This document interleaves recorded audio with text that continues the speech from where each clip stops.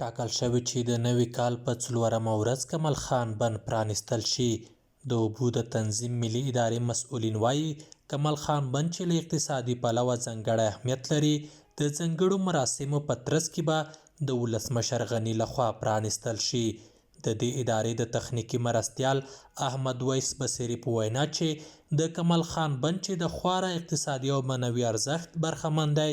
د پرانیستي لپاره ټول ترتیبات نیول شوي.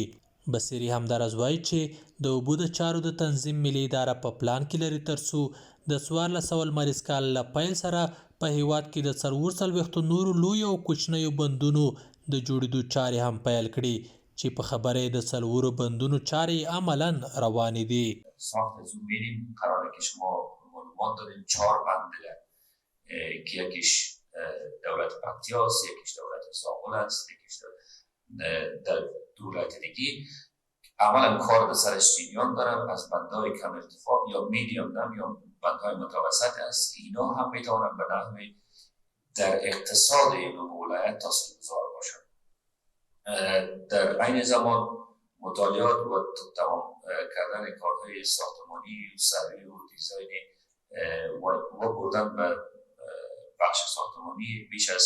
44 بند ما در پلان داریم. په ورته مهال د اوبو د چارو د تنظیم ملي ادارې د اوبو د سرچینو عمومي رئیس فیض الرحمن وایي چې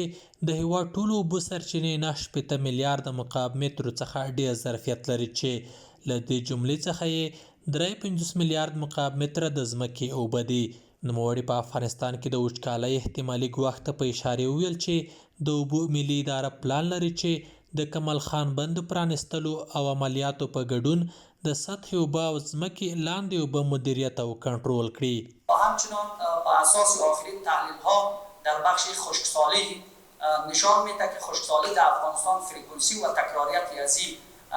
به صورت بسیار سریع و نزدیک واقع میشه و تقریبا از هر 3 سال الی 5 سال بعد ما یک خشکسالی متوسط خواهیم داشت و از هر 10 الی 12 سال یک خشکسالی شدید در کشور شاهد می باشیم که ما در قسمت خشکسالی ها و هم در قسمت مهار آب برنامه هایی را که روی دست گرفتیم میتونه با داشت این چالش ها امیدوار کننده باشه و تقریبا اکثریت برنامه های عملی در این قسمت جریان داره. د یادونې وړ ده چې کمال خان بند چې د 52 میلیون متره مکعب اوبو د زیرمه کولو 9 میګاواټه برېښنا د تولید او 1,40,000 هکټاره ځمکې د خړوبولو وړتیا لري د افغان دولت له لوري جوړ او د حمل په 4مه نیټه به رسماً پرانیستل شي.